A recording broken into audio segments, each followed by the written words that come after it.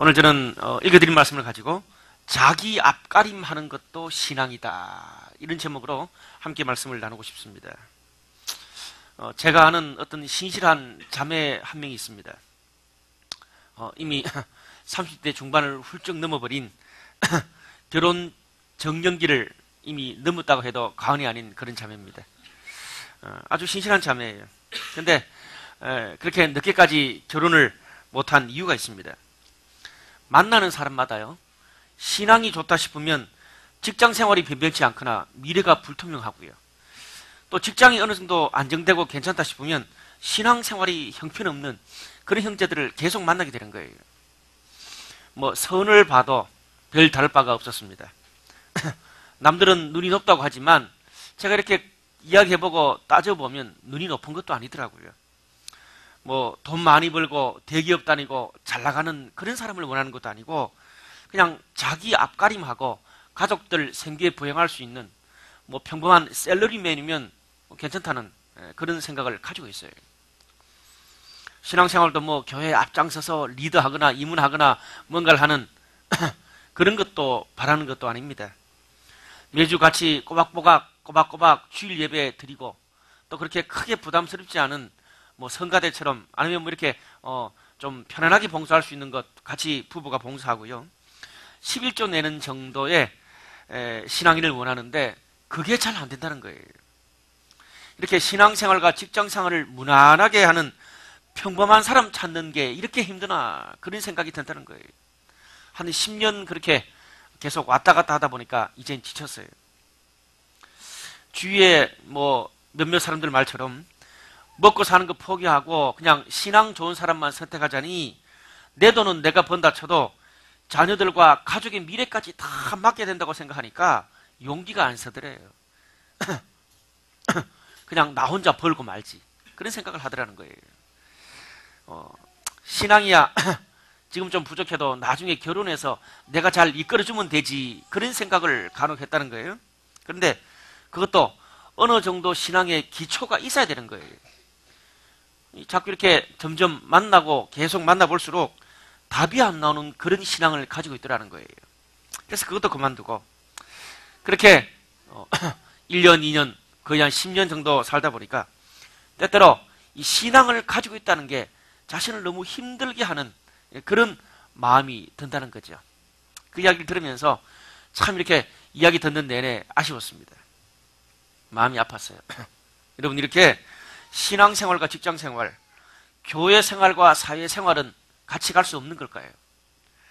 신앙생활 잘 하려고 그러면 사회생활이 어렵고, 사회생활을 좀 하려면 교회와 담을 쌓아야 되고, 과연 선택하고 택일해야 되는 걸까요? 오늘 이 부분에 대해서 성경은 중요한 지침을 우리들에게 주고 있습니다. 오늘 본문 9절 10절을 보니까 이런 말씀이 있어요. 이 데살로니가 성도들은 신앙의 가르침대로 이 믿음의 형제들하고는 잘 지낸다는 거예요. 바울이 더 이상 말할 필요가 없을 정도로 잘 지낸다, 그렇게 이야기하고 있습니다. 뭐 어느 정도 잘 지냈냐 하면, 신앙생활 잘했냐 하면 이 수백 킬로미터 떨어진 지역에까지 소문이 퍼질 정도입니다. 무슨 말입니까? 신앙생활하고 교회생활 하는 데는 그 누구에도 뒤지지 않는 그런 성도들, 사람들이었습니다. 그 부분에 대해서는 앞으로 계속 그렇게 살아라, 그렇게 바울이 이야기하는 겁니다. 문제는 일하고 먹고 사는 부분에 대해서 오늘 강조를 하고 있는 거예요. 사회생활, 직장생활에 대한 이야기를 하고 있는 거예요. 놀랍게도 바울은 삥 둘려서 말하지 않고 보통 이런 부분에 대해서 정말 이렇게 턱까지 해주고 싶은 말이 차올라도 교회 아니니까 그런 말을 못 하잖아요. 근데 바울은 직설적으로 그냥 대놓고 바로 이야기를 하고 있습니다. 오늘 11절 말씀에 이런 말씀이 있어요.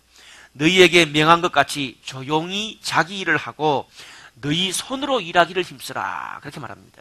근데 제가 이 좀 더 쉽게 번역된 메시지 성경을 보니까 이렇게 번역하고 있습니다. 조용히 지내고 자기 일에 전념하며 자기 손으로 일하라, 그렇게 말해요. 한 3가지 정도를 이야기하고 있습니다. 먼저 첫 번째로 조용히 지내라, 그렇게 말합니다. 왜 이런 말을 할까요? 이런 말을 하는 데는 이 데살로니가 지역 상황과 교회 상황을 좀 이해해야 알 수가 있습니다. 당시 성경이 쓰여졌을 2000년 당시에 로마가 지배할 당시 이 그리스는 북부, 중부, 남부 이렇게 세 지역으로 나눠져 있었습니다. 그래서 북부의 수도인 데살로니가, 그리고 중부는 아테네, 그리고 남부는 고린도였습니다. 이 3대 도시가 이 세 개 지역 도시예요. 특별히 데살로니가는 북쪽 마케도니아의 수도였습니다. 이 동양인 터키와 인접한 동양과 서양의 관문으로 할 수 있는 아주 중요한 그런 지역이고 도시였습니다. 뿐만 아니라 교회가 개척될 때 다수의 헬라인들과 돈 좀 있는 기부인들이 함께 모여서 교회를 시작했던 교회입니다. 하지만 교회가 커가면서 여러 나라에서 흘러들어온 많은 사람들이 같이 이 데살로니가 교회에서 신앙생활을 하게 됐습니다. 그런데 이 바울의 편지에 보면 교회 안에서 좀 궁핍하고 어려움을 당한 사람들이 많다는 이야기가 계속 나오고 있습니다. 교회 안에 또 이렇게 다수의 헬라인이나 기부인도 있었지만 경제적으로 어려운 그런 사람들도 꽤나 있었습니다. 그만큼 이 데살로니가 교회 안에 빈부격차가 있었다는 것입니다. 그 지역에 안정되게 생활하는 이런 이 다수의 헬라인들과 또 돈 좀 있는 기부인들 같은 경우에 자신들이 평상시 생활하고 사회생활하는 그런 이야기만 해도 이 궁핍과 어려움에 처한 그런 가난한 사람들에게는 아주 엄청난 열등감을 주었습니다. 위화감을 조성할 수 있었다는 거죠. 그래서 바울은 사회적으로 잘 나가는 위치에 있거나 좀 이 높은 위치에 있더라도 교회 안에서는 조용하게 지내라, 그렇게 말하는 거예요. 좀 이 분위기를 알고 나니까 이 조용하게 지내라는 말이 어떤 의미인지를 아시겠죠. 여러분, 오늘 이 말씀은 이 데살로니가 교회뿐 아니라 오늘날 교회와 성도들에게도 아주 중요한 지침이 되는 말씀입니다. 사실 교회만큼 다양한 사람들이 섞여 사는 것도 드뭅니다. 뭐 빈부귀천, 학벌, 출신, 관심 분야, 뭐 정치적인 성향, 또 사회적인 성향도 너무나 다양합니다. 제가 만일 오늘 설교에서 이 안철수 교수와 이 낙곰수의 이 정봉주 씨를 비판한다면 그들을 지지하고 좋아하는 사람들이 막 흥분해서 저한테 달려들 거예요. 반대로 제가 이명박 대통령하고 박근혜 대표를 비판한다면 또 그들을 지지하는 사람들이 막 흥분해가지고 막 저한테 달려들 거예요.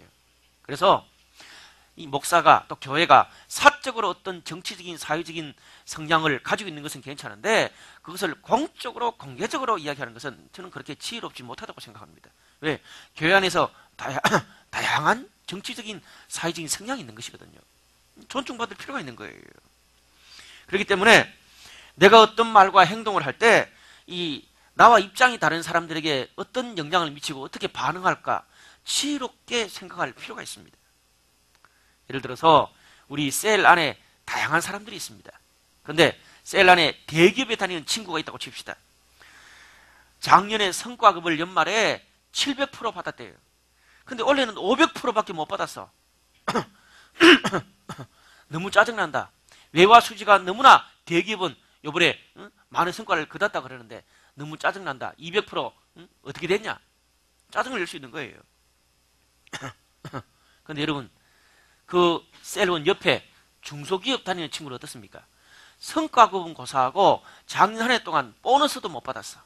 그건 좀 나아. 그 옆에 또 다른 친구는 어떻습니까?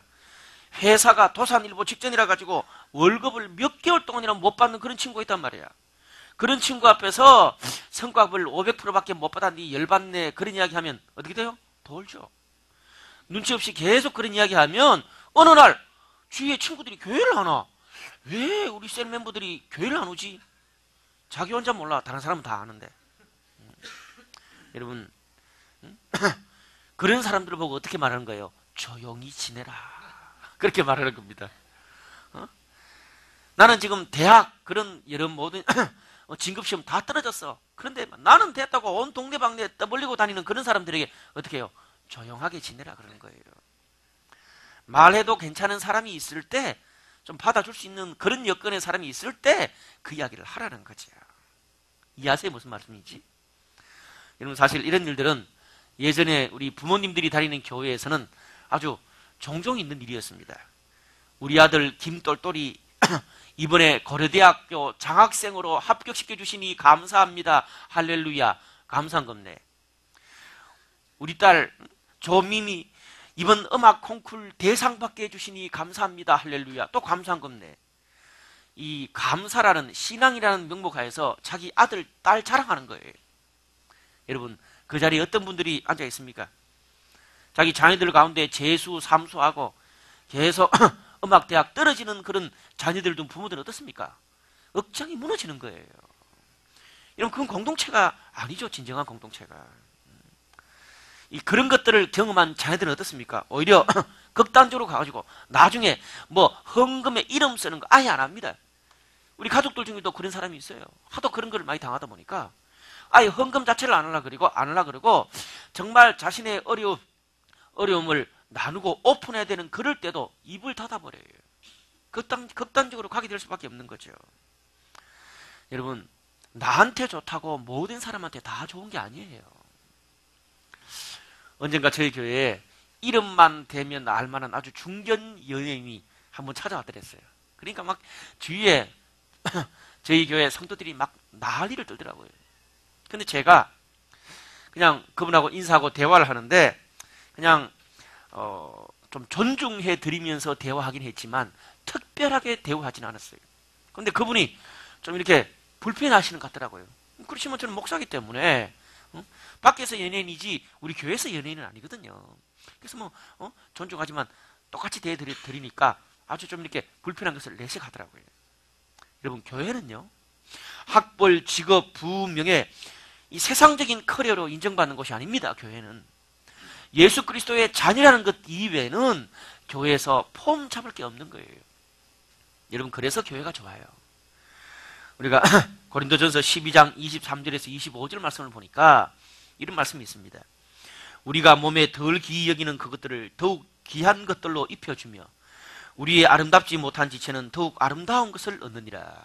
그런즉 우리의 아름다운 지체는 그럴 필요가 없느니라. 오직 하나님이 몸을 고르게 하여 부족한 지체에게 귀중함을 더하사 몸 가운데서 분쟁이 없고 오직 여러 지체가 서로 같이 돌보게 하셨느니라. 약한 지체를 도와주라는 거예요. 여러분, 우리에게 뭔가 학교나 직장이나 세상에서 인정받을 만한 좀 잘나가는 그런 것이 있는 사람들은 오히려 교회 안에서 더 겸손하게 섬겨야 된다는 거예요. 오늘 말씀처럼 나보다 약한 지체를 더 도와주고 더 섬겨주고 그들을 높여주는 것이 조용하게 지내는 것입니다. 오늘 이런 말씀이 우리 가운데 아름답게 적용되어지기를 바랍니다. 두 번째로 자기 일에 전념하며라는 말이 있어요. 이 말도 당시에 좀 신학적인 사상적인 배경을 알아야 좀 이해할 수가 있는 것입니다. 초대교회 당시에 가장 만연했던 그런 이단이 영지주의라는 이단입니다. 이 영지주의는요, 영혼, 정신, 사상 이런 것들은 아주 고상하고 신적인 것이지만 육체, 물질, 노동, 일 이런 것들은 아주 이렇게 인간적인 세속적인 영역으로 치부했습니다. 그걸 너무 극단적으로 밀어붙이다 보니까 이제는 예수님의 신성은 인정하지만 예수님의 성육신으로 오신 그 인성을 부인하는 데까지 이르고 말았어요. 그러니까 이단이 된 거였습니다. 그런데 당시에 초대교회 많은 성도들이 그런 영지주의에 잘못된 영향이 있어가지고 좀 성도들 가운데 그런 생각을 하는 사람들이 꽤나 많았나 봅니다. 그래서 예를 들어 뭐 교회에서 드리는 예배, 성경, 교회 또 그리고 신앙적인 여러 훈련 이런 것들은 거룩하고 아주 영적인 일이라고 생각하고 반대로 집에서 빨래하고 설거지하고 애 키우고 공부하고 직장에서 복사하고 비즈니스하고 일하는 거는 아주 세상적이고 속된 일이라고 사람들이 생각을 했다는 거예요. 뿐만 아니라 당시 이 로마가 기독교를 핍박하던 시기였습니다. 많은 성도들이 신앙을 지키면서 순교를 했어요. 그러다 보니까 이 순교자, 정말 신실하게 신앙생활을 하는 사람들에 대해서 정말 이렇게 높이 떠받들고 추앙하는 신앙이 절대적인 분위기였어요. 초대교회가. 그러다 보니까 이 성도들 가운데 간혹 자기 세상에서, 사회에서, 직장에서 자기 일은 제쳐두고 교회나 신앙적인 일에 선교적인 일에 자신의 모든 에너지를 쏟아버리는 그런 사람들이 꽤나 있었습니다. 여러분, 그러니까 어떻게 됩니까? 당연히 먹고 사는 게 안 되고 자기 가정 경제가 파탄이 이런 거예요. 완전 가족들은 돈이 없어가지고 정말 쩔쩔매고 고통을 받는데 자기 혼자만 그냥 하나님 일 한답시고 교회에 뛰어다니는 거예요. 그래서 오늘 바울이 뭐라 그럽니까? 신앙적인 일만 너무 뛰어다니지 말고 먹고 사는 네 자신의 일도 전념해라. 열심히 해라는 거예요. 여러분, 이 말씀은 옛날에만 있는 게 아니에요. 요즘 교회와 성도들에게도 저는 이 말씀이 꼭 필요하다고 생각합니다. 왜 이렇게 중요한 말씀할 때 꼭 이 명절이라 가지고 좀 제가 볼 때는 안 들어도 될 사람들이 다 앉아있고 들어야 될 사람은 다 없어. 여러분, 간혹 어떤 사람들 중에 자기 먹고 사는 일에 빠져가지고 영적인 일에 전혀 관심이 없고 하나님 없는 것처럼 사는 그런 사람들이 있어요. 분명히 하나님이 기뻐하지 않습니다. 하지만 거꾸로 하나님 일 한답시고 내가 마땅히 정말 세상에 살면서 먹고 살 것 준비하고 챙기고 마땅히 책임져야 될 그런 일을 게을리한다면 그것도 또한 하나님이 원하시는 게 아닙니다. 균형이 필요해요. 여러분, 자기 앞가림하면서 사는 것도 신앙생활의 아주 중요한 부분 중에 하나입니다. 오늘 본문을 보세요. 우리가 아무리 영적으로 고난도의 그런 훈련을 받고 일을 한다 쳐도 이 먹고 사는 부분에 대해서 가장 기본적인 부분들이 나에게 준비되어 있지 않으면 신앙의 기본이 안 된 거예요. 제가 앞가림이라는 이 말의 사전적인 의미를 한번 사전에 찾아봤습니다. 보니까 제 앞에 닥친 일을 자기 스스로 하는 것, 그것을 앞가림이다 그러더라고요. 무슨 말입니까? 내 공부, 내 진로, 내 직장, 내 일, 내 가정, 내 미래는 자기 스스로 꾸려갈 수 있는 것이 준비되는 것, 이게 앞가림 하는 거예요. 여러분, 이건 하루아침에 되는 게 아닙니다. 평상시에 꾸준히 성실한 삶이 내 몸에 붙어 있어야 이런 앞가림하는 삶이 가능한 거예요. 우리가 이렇게 신앙적인 일과 먹고 사는 이 부분에 균형이 필요합니다. 균형이 필요해요. 신앙생활에서 여러분, 이 부분에 균형이 깨지면 신앙생활이 오히려 우리의 삶을 병들게 할 수 있다는 사실을 우리는 명심해야 됩니다. 간혹 어떤 사람들 가운데 젊은 날의 일정 기간을 내가 하나님께 드리겠다. 선교를 위해서, 교회를 위해서, 하나님을 위해서 드리겠다. 그렇게 결단하는 사람들이 있습니다. 참 귀한 일이라고 생각합니다. 인생의 11조로 한 1년 정도 드리는 게 얼마나 귀합니까? 근데 그것도 때와 기간이 참 중요합니다. 본인이 목회를 하거나 선교사가 되는 게 아니면 여러분, 단기 선교 가서 봉사하거나 해외 봉사, 교회 봉사하는 것을 풀로 하는 것을 1년 이상을 넘기지 마세요. 예를 들어 또 하더라도 시기가 중요해요. 군대 가기 전에 아니면 군대 갔다 와서 복학할 때, 그 전에 또 직장을 이렇게 옮기기 전에 또 진로를 잘 모르고 고민할 때, 하나님의 뜻을 알고 싶을 때, 그리고 안정된 직장이 있고 한 1년이나 그 정도 휴직할 때, 그때 전환이 필요할 때 그렇게 하나님을 위해서 드리는 거예요. 그런데 제가 볼 때는 정말 인생에서 준비하고 뛰어다니고 정보를 수집하고 이때 놓치면 안 되는데 꼭 그때 1년 동안 단기 선교 봉사를 가. 그러다 보니까 정말 준비해야 될 때를 다 놓치고 난 다음에 나중에 할 게 없어서 어쩔 수 없이 선교하고 목회하려고 하는 사람들이 꽤나 있더라고요. 제가 아는 어떤 한 청년이 있습니다. 20대 초반에 은혜를 받고 교회를 정말 열심히 했어요. 교회에 거의 매일 와 살아. 나보다 교회 더 많이 온다니까. 그리고 여름에 가는 단기 선교를 한 주 혹은 2주를 다 가. 직장 생활하는 친구가. 여러분, 직장에서 그렇게 한 주씩 2주씩 휴가 내줍니까? 쉽지 않잖아요. 그러다 보니까 그냥 단기 선교 가기 위해서 직장을 때려쳐. 그만둬. 갔다 와서 또 구해. 그러니까 2년 이상 다닌 회사가 없는 거야. 거의 20대 한 10년 동안에. 회사에서 좋아할 리가 없죠, 여러분. 근데 주위 사람들이 그것 보고 정말 신앙이 좋다 그래. 내가 볼 때는 신앙이 좋은 게 아니야. 그거는 무책임한 것이지. 그건 무지한 거예요. 신앙이 없는 거라. 분별력이 없는 거죠. 오늘 본문에 비춰보면 나이가 30이 다 돼가는데 커리어가 될 만한 직장도 없고 일도 없어요. 집안도 찢어지게 가난해. 지방에서 학벌도 없고 먹고 살 일이 내가 보니까 너무 막막해. 근데 또 돈이 없어가지고 늘 주위 사람들한테 도움만 받고 교회 도움만 받아. 그리고 기도 제목 낼 때마다 경제적인 어려움을 이야기해. 자매도 없어. 꾸질꾸질하게 자매도 없어. 누가 그런 형제를 좋아하겠어.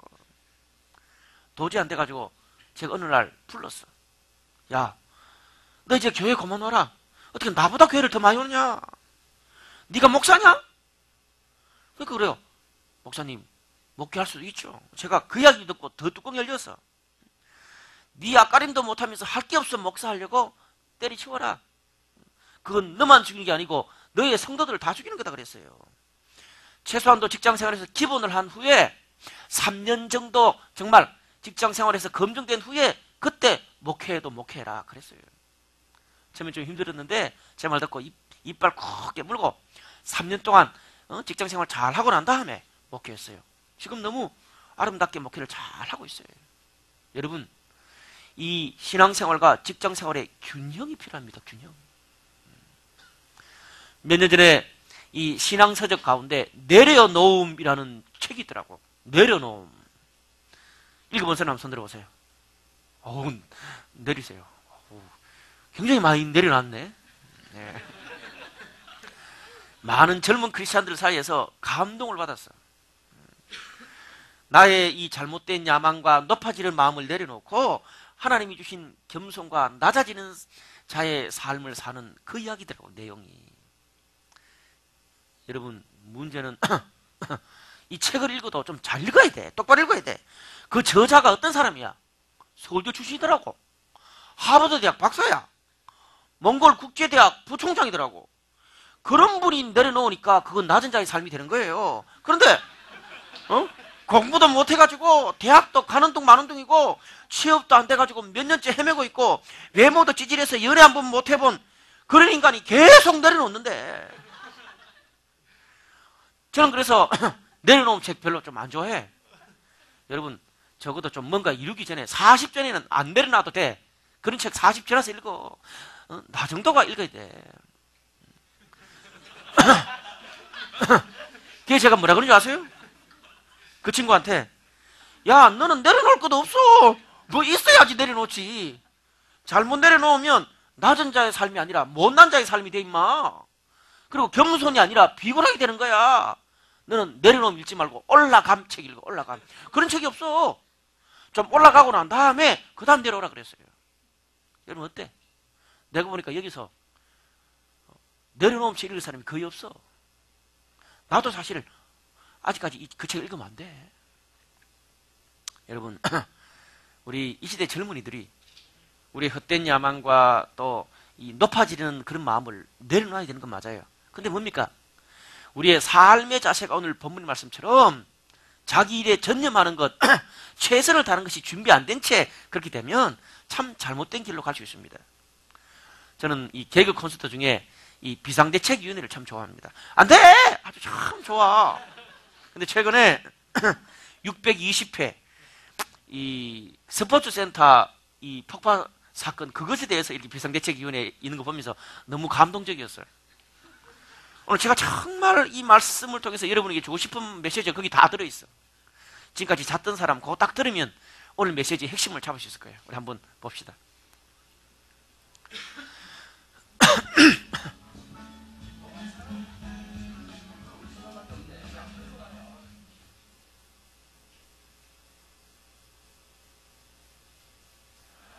뭐 사람은 물론 우리 생각밖에 없는데, 야, 그리고 말이야, 야, 범인에 대해서 상황 다 해봤냐고. 예. 해보고 나니 우리가 뭐 어떻게 처리해야 될 거 아니야? 예, 지금 막 연락이 왔는데 범인을 잡았다, 놓쳤다고 합니다.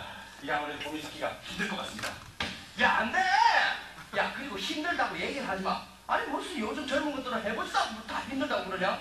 야, 뭐든지 해보고 안 되면 안 된다고 얘기를 해야 될 거 아니야? 맞잖아, 내 얘기 맞잖아, 야, 그럼 어떻게, 지금 시간이 없으니까 컴퓨터에 가가지고 몽타주 같은 것도 한번 뽑아보고, 몽타주 딱 뽑았으면 흑백이네? 흑백을 뽑았으면 칼라로 다시 한번 뽑아보고, 이거 뽑았으면 현장도 한번 나가보고, 현장 나갔으면 검문 검색도 한번 해보고, 검문 검색하다가 어떤 놈이 도망가면 뒤쫓아가보고, 뒤쫓아가다가 내가 달리기 딸린다 싶으면 저놈 잡아라! 이거 한번 여기서 하다가 이제 다시 뒤따라가다가 더 열심히 뛰는데 스텝이 엉켜가지고 한번 넘어져보고, 피도 한번 넣어보고, 그러다가 다시 사람들 주위 시선 참여하니까 다시 알아붙죠. 이거 벌떡 일어나보고 또 일어났을 때 다시 한번 쫓아가보고 그러다가 다시 뒤쳤다가 또 넘어져보고 그러다가 이제 다리도 한번 부러져보고 그러고 기부스 한번 해보고 기부스 하면 여기 밑에니까 친구들 이래도 한번 접어보고 친구들 이렇게 접어라 그러면 또 여기 가려워요. 가려우면 여기다 접어라 붙이려고 한번 붙여보고 그 시원해.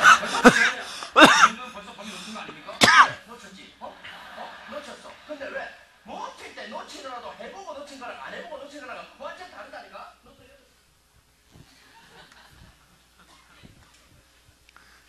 여러분 어떠세요? 저는 이걸 보면서 놀랐어요. 아, 진짜 웃을 만한 일이 아니고 이거는 진짜 우리가 배워야 될 삶의 태도예요. 개혁 콘서트나 그런 거 보면서도 그냥 웃고만 넘어가지 마세요. 안 될 값이라도 해보고 안 하는 것과 그리고 안 해보고 그만두는 것은 차이가 있습니다. 자기 손으로 자신의 일에 전념할 수 있기를 바랍니다. 그리고 세 번째로 자기 손으로 일하라 라는 말이 나오고 있어요. 여러분 당시에 이 영지주의뿐 아니라 초대교회의 이 절대적인 구제 봉사하는 이런 분위기도 한몫했습니다. 당시에 이 교회 안에 다른 나라에서 들어온 사람들 그리고 하층민들이 굉장히 교회 안에 많았습니다.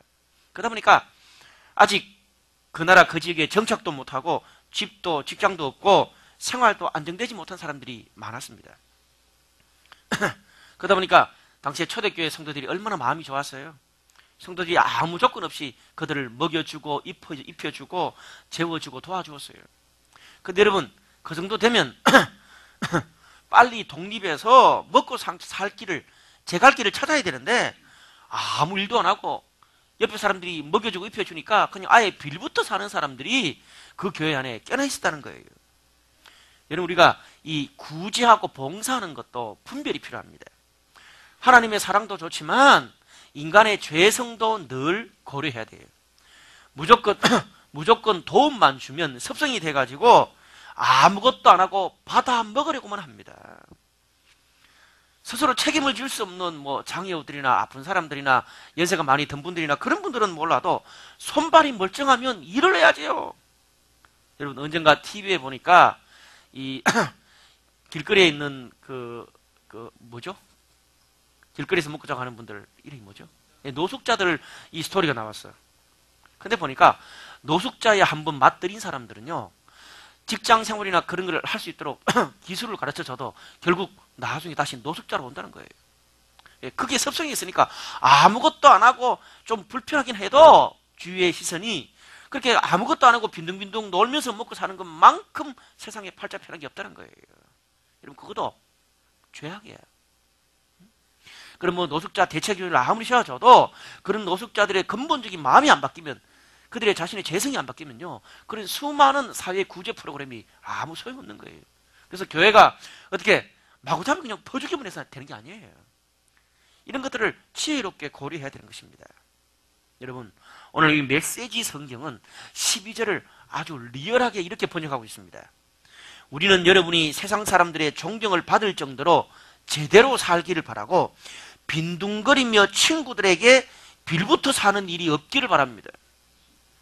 빈둥거리며 친구들에게 빌부터 사는 일이 없기를 바랍니다. 여러분 당시에 빌부터 사는 사람이 얼마나 많았으면 이런 말을 성경에서 이야기했을까요? 가로 어떤 사람들을 보면 학교 다 졸업하고 독립할 나이가 훨씬 지났는데도 모든 것을 부모님한테 의존해서 사는 사람이 있습니다. 그리고 이제 결혼까지 해서 결혼해서 가장으로서 이 가족들과 가정의 생계를 책임져야 되는데 모든 그 생계적인 부담을 아내한테 다 지우고 있어. 아내한테. 그리고 자신은 빈둥빈둥 놀면서 교회 일만 축적고 열심히 해. 아내가 다 먹여 살려. 물론 요즘 세상에는 남편과 아내가 같이 함께 일하는 그런 시대입니다만은 모든 생계의 책임과 부담을 아내한테 다 떠맡기고 자기는 아주 영적으로 고고하게 교회 일만 열심히 하는 거야. 여러분 어떻게 되는 거예요? 그런 삶을 사는 사람을 보고 세상 사람들이 나도 예수 믿어야지. 참 성숙한 사람이구나. 누가 그렇게 이야기해요? 다 손가락질 한다는 거예요. 그래서 오늘 12절 말씀에 교회 안 다니는 사람들에게 존경을 받을 만한 그런 삶을 살아라는 거예요. 떼돈 벌고 성공 안 해도 좋아요. 기본적인 것은 할 수 있는 것을 갖추라는 거죠. 자기 손으로 일해서 밥벌이 할 수 있는 것들을 스스로 익히는 것, 가지는 것, 여러분 그것도 신앙의 아주 중요한 부분 중에 하나입니다. 우리가 이 가정생활과 먹고 사는 부분에 어느 정도 안정이 돼야 교회 봉사도 선교도 아주 안정적으로 오랫동안 할 수가 있는 것입니다.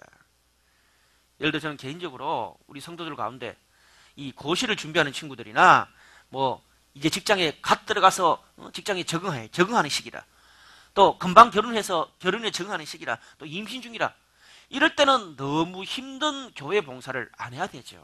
적당히 해야 돼요. 조금 늦어지더라도 과도기가 넘어가서 좀 안정되고 난 다음에 교회 봉사를 하면 평생 안정적으로 사역할 수 있는 거예요. 그런데 지금 당장 필요하다고 너무 과하게 가정, 관계, 수많은 기회, 또 그런 수많은 어떤 준비들을 다 포기하고 그냥 지금 급하다고 과하다고 막 그냥 하나님 일한다고 막 뛰어다녀. 그럼 어떻습니까? 나중에 가서요 30, 40 결혼하고 난 다음에 그건 메꾼다고 평생 고통받는 사람들을 저는 주위에서 너무나 많이 봤어. 중직자들 중에도 신앙인들 중에도 그런 것들을 너무 많이 봐서 저는 그래서 이 목회하면서 성도들이 이끌 때 상식적이고 보편적이고 일상적으로 가르치려고 굉장히 많이 노력합니다. 여러분 신앙은 기적이 필요해요. 근데 기적이 필요할 때가 있어. 그런데 그거 이외에 일상을 살 때는 상식적으로 보편적으로 일반적으로 살아야 돼요. 그래야 여러분 예수 믿고 기독교인들이 세상에서 손가락질 안 받는 거예요. 예수 믿는데 너무 상식이 안 통해. 여러분 기독교는 그런 허무맹랑한 종교가 아닙니다. 저는 개인적으로 목회하면서 제가 기도하는 아주 중요한 기도 제목 한 가지가 있습니다. 그건 뭐냐면 하나님 저와 함께 교회에서 앞장서서 그렇게 사역하는 그런 우리 사람들, 그런 리더들의 삶이 더 행복하고 더 안정이 되고 더 과거보다 가치롭게 살게 해주세요. 그렇게 늘 기도하고 있습니다. 작년 한 해 동안도 우리 많은 그런 앞장서서 일하는 그런 사람들, 리더들 가운데 그런 아름다운 간증이 있어서 너무 행복했어요. 저는요 교회가 크게 부흥하는 것보다 그게 더 제가 마음이 기뻐요.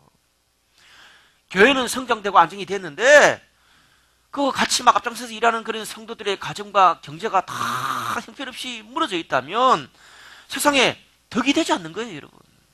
누가 교회를 다니려고 하고 누가 앞장서서 교회에서 리드를 하려고 그러겠어요. 이 성도들의 안정적인 가정생활과 경제생활이 바탕이 돼야 교회가 건강하게 커갈 수 있는 거예요.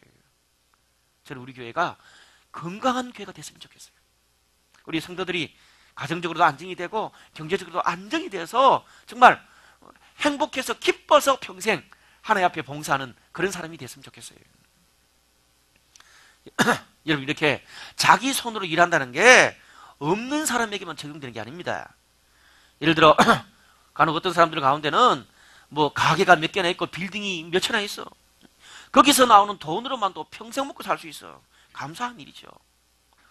그 돈으로 평생 먹고 살 수 있어도 빈둥빈둥 놀지 말라는 거예요. 자기 손으로 일하라는 거예요. 돈이 있는 사람이든 없는 사람이든 상관없이 자기 손으로 일하라는 거예요. 여러분 일은 노동은 신성한 것입니다. 돈이 좀 있으면 돈 때문에 하기 싫은 일 할 필요 없잖아요. 자유로워요. 내가 하고 싶은 일 자유롭게 할 수 있잖아요. 하나님께서 그런 여건을 열어주신 게 얼마나 감사해요. 그렇다면 내가 하고 싶은 일, 교회 일, 사회봉사, 문화예술, 그리고 기부하고 후원하는 것, 그런 거 많이 하라고 하나님께서 그런 기회를 열어주신 것인데, 근데 없을 때는 그렇게 그거 하게 해달라고 기도해. 근데 정작 하나님이 그냥 한가득 안겨주면 어떻습니까? 풀려가지고 매일 골프나 치러 가. 골프도 치러 다녀야지 사람이. 레저가 필요해. 근데 매일 골프 치러 가. 그리고 매달마다 해외 놀러 가고 빈둥거리니까 이 정신이 병들어가지고 나중에는 이상한 짓 하는 겁니다. 해외여행 가서 이상한 짓 하고 막 안 가야 될 때 가서 이상한 짓 하고 정신이 병드니까 돈이 많아가지고 주체할 수가 없어. 결국 돈이 그 사람을 죽이는 거예요. 여러분 그런 의미에서 너무 편하게 사는 것만도 행복이 아닙니다. 사람은 적당한 일과 적당한 어려움이 있을 때 영적으로 건강하게 살 수 있어요. 감사하세요. 하나님 붙들고 살 수 있는 거예요. 여러분, 과거와 달라서 요즘은 뭐 주식이나 부동산이나 재산 정식, 이 재무 클리닉에 사람들이 관심이 참 많습니다. 여러분, 저는 적당한 주식도 해야 된다고 생각하는 사람이고, 적당한 어떤 부동산도 저는 준비해야 된다고 생각하는 사람입니다. 근데 제가 아는 어떤 사람은 주식을 좀 했어. 근데 주식이 뛸 때, 한 7, 8년 전에 주식이 막 뛰었잖아. 막 그때, 진짜, 한몫한 거야. 거의 한 10억 가까이를 벌었어. 그러고 난 다음에 집 사고, 땅 사고 막 그러더니, 이제는 자기 일을 하는 그 일 너무 힘드니까 일을 때려치우고, 아예 방에 들어앉아가, 컴퓨터로 주식만 파더라고. 그냥 주식 그래프만 보고 살아. 그러니까 주식 그래프 올라가면 좋아하고 조금만 떨어져도 막 인생이 너무 고통스러워하는 거야. 제가 그랬거든. 네 일은 때려치우지 마라 그랬어요. 그런데 아이고, 내가 돈인데 이 힘든 일을 왜 때려치워버리더라고. 여러분, 주식은요, 재산 정식의 한 부분으로만 딱 자리매김을 해야 되지, 그게 내 주된 일이 되면 안 됩니다. 그때부터 죽는 거예요. 물론 그게 전문적으로 그런 일을 하는 사람들은 그게 자기 일이라. 그렇지만 일반적인 사람들은 주식으로 돈 좀 벌었다고 그게 내 일로 그냥 되고 난 다음 그 다음에 자기를 다 때려치우면 안 되는 겁니다. 언젠가 TV에서 로또 1등 하는 사람들이 요즘 어떻게 사나, 그게 TV에서 한번 방영이 됐어. 한번 보신 적이 있을 거예요. 근데 참 놀랍게도 거의 대부분의 사람들이 다 패가망신하더라고요. 아니, 로또 1등을 했는데 거의 대부분 다 패가망신했어. 근데 공통점이 뭔 줄 아세요? 로또 1등 당첨된 후에 힘든 직장인을 다 때려쳤어. 그리고 아주 큰, 자기 부세도 안 맞는 큰 멋진 집 사고 정말 엄청난 외제차 사고 그냥 흥청망청 돈 뿌리며 살아. 그렇게 일 안 하니까 정신이 죽고 영혼이 죽어요. 결국 나중에 가서 몸도 가정도 인생도 망가지더라는 거예요. 근데 간혹 소수의 사람들이 로또 1등 당첨되고 난 다음에 더 행복하게 살더라고요. 그들도 공통점이 있어. 빚 갚고 그냥 작은 내 집 한 칸 마련하고 은행에 그 돈 다 넣어놓고 아예 없다고 생각하고 살아. 그러면서 어떻게 옛날에 자기 하던 일 그대로 그냥 해. 식당 일 그리고 막 수선하는 그런 것들 그대로 힘들게 해. 돈 수십억 가지고 있는 사람들이 사는 모습이 아니야. 그냥 옛날처럼 그렇게 그냥 힘들게 살아. 그러니까 행복하게 사는 거예요. 일을 하니까 정신이 살고 영혼이 살고 인생이 사는 거예요, 여러분. 오늘 설교 말씀 굉장히 중요해. 항상 내가 중요하다 그러지만 여러분, 우리가 일하지 않고 남의 도움만 받고 사는 것도 문제지만 돈이 너무 많아가지고 빈둥빈둥 노는 것도 문제입니다. 사람은 모름지기 자기 손으로 일을 해야 돼. 하나님은 우리 사람을 일하는 존재로 지으셔서 일할 때 인간은 바른 정신과 바른 영혼을 소유할 수 있는 겁니다. 일하지 않으면 우리의 정신과 영혼이 병들어요. 저희 아들이요, 과거에는 계속 막 학교 다니면서 막 피곤하고 방학 때 와서 또 피곤하다 그래. 근데 요즘 진짜 열심히 살아. 그러니까 어떻게 잠만 와가지고 힘든 일이 없어. 너무 잠도 잘 자. 그쵸? 그랬어요. 어떻게 열심히 사니까 잡생각이 안 들고 잠도 잘 오고 편안해지는 거예요. 잡생각이 너무 많은 사람이 있어요. 시간이 너무 많아 그래. 너무 빈둥빈둥 편하게 놀아서 그래. 아르바이트도 하고 일도 하고 좀 밖에 나가서 일해봐. 그럼요, 피곤해서 금방 잠 와. 이번 명절에 빈둥빈둥 방에서 그냥 뒹굴지 말고 열심히 부모님 도와주기를 바랍니다. 아멘. 말씀의 결론을 맺겠습니다.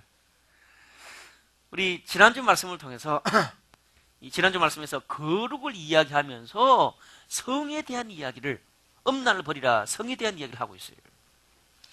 인간의 가장 은밀하고 프라이버시한 것이 성입니다. 성은 결국 사랑하는 법을 배우는 게 성입니다. 단순히 그저 성행위가 아니에요. 우리의 이성관계, 부부관계, 가족관계, 이 한 사람의 정서와 평생 하는 모든 인간관계를 결정하는 것이 사랑을 배우는 법에서 나옵니다. 성이에요. 그걸 통틀어 가지고 성을 이야기하는 거예요. 그런데 오늘 본문은 그 다음에 바로 일에 대해서 이야기하고 있습니다. 자기 일에 전념하라. 자기 손으로 일하라. 그리고 자기가 이룬 것을 겸손하게 컨트롤할 줄 알아라. 하나님 우리에게 주신 일에 대한 이야기예요. 여러분, 오늘 본문에 데살로니가전서 4장은 인간 삶의 가장 은밀하고 중요한 세 가지를 보여주는데 그게 뭡니까? 신앙, 사랑, 일. 신앙, 사랑, 일. 이 세 가지에 대한 이야기를 하고 있어요. 여러분, 아름다운 신앙생활, 건강한 신앙생활이 뭡니까? 이 세 가지 어느 것 하나에 치우치지 않고 아름답게 함께 가는 것. 신앙도 중요해요. 놓쳐서 안 될 거예요. 사랑, 가족, 놓쳐서 안 될 거예요. 일, 여러분 너무 중요해요. 놓쳐서 안 될 거예요. 이 세 가지, 신앙, 사랑, 일, 이 삼각형, 트라이앵글은 우리 평생 가져가야 돼요. 이게 아름답게 준비되는 것이 건강한 신앙생활입니다. 오늘 그런 아름다운 신앙생활 하시기를 주님의 이름으로 축원합니다. 제가 한번 기도드리겠습니다.